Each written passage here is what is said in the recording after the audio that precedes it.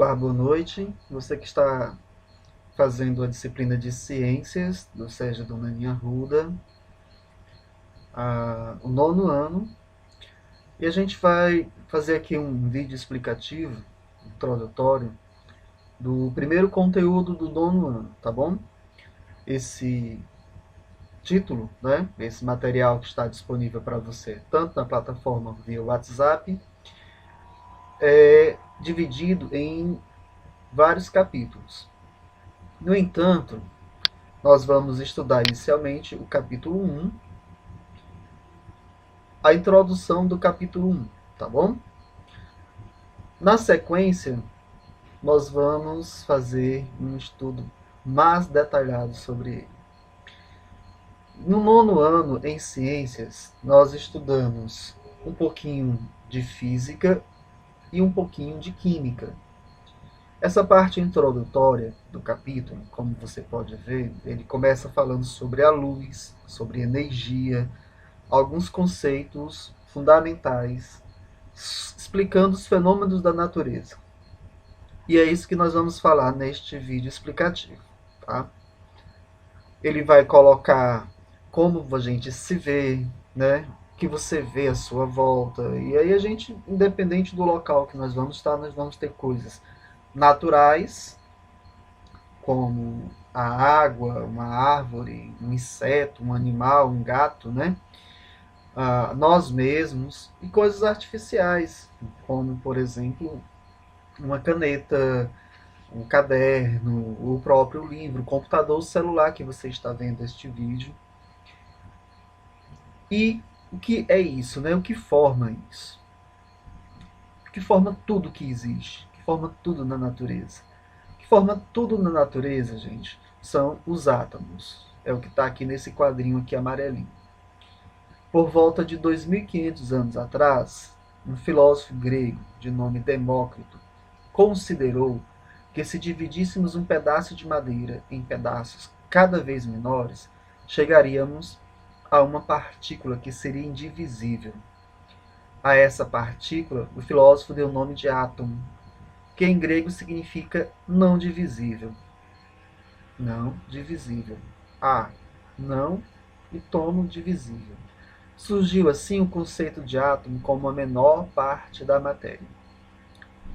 No tempo de Demócrito, ainda não era possível verificar se essa teoria era mesmo verdadeira. Não havia instrumentos tecnológicos capazes de analisar partículas tão pequenas, e o conhecimento científico ainda não possuía um instrumental teórico adequado. Hoje, nosso conhecimento sobre o átomo é bem diferente. Sabemos que é indivisível e formado por outras partículas ainda menores. O desenvolvimento das ciências e da tecnologia, bem como a descoberta de novos materiais e elementos químicos, tornou possível a obtenção de imagens de átomos com auxílio de instrumentos de alta tecnologia. Quem pode identificar uma coisa muito pequena, a menor que vocês possam imaginar? Uma formiga. Hoje vamos falar de uma coisa muito menor ainda. Uma coisa que nem sequer dá para ver em um microscópio comum. Os átomos. Átomos? Toda a matéria que nos rodeia, viva ou não viva, absolutamente tudo é composto de átomos. E o que são? Partículas. Foram chamados átomos porque durante muito tempo se pensou que os átomos eram a menor coisa que existia e que não podiam ser divididos. Mas no século XX, descobriram que os átomos são formados por partículas ainda menores. E que partículas formam um átomo?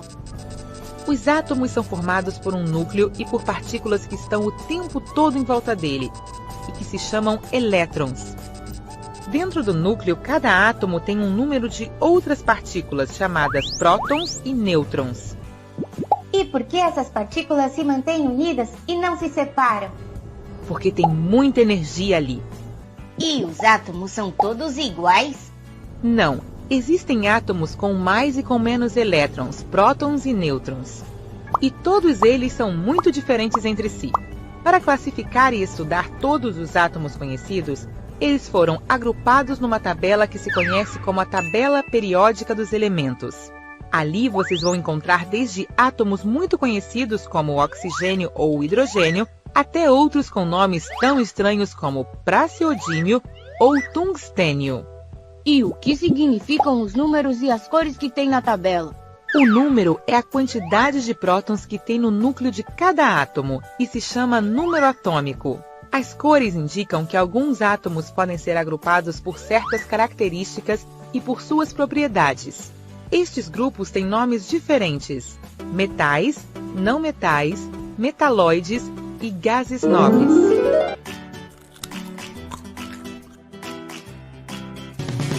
O que você está lendo, mãe? Uma matéria sobre a construção de um novo submarino nuclear. É incrível! Diz que pode ficar até debaixo d'água por 1 ano, sem necessidade de carregar combustível. É que é um submarino atômico. Então o combustível não é a base de petróleo, e sim de materiais especiais como o urânio. A energia atômica permite extrair muita energia. Por isso é que o submarino pode navegar muito tempo, sem necessidade de carregar mais combustível.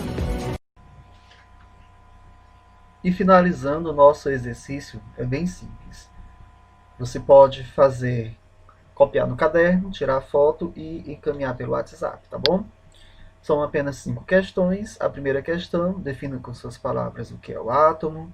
A segunda questão, quais são as partes que compõem um átomo? O átomo pode ser dividido? Sim ou não?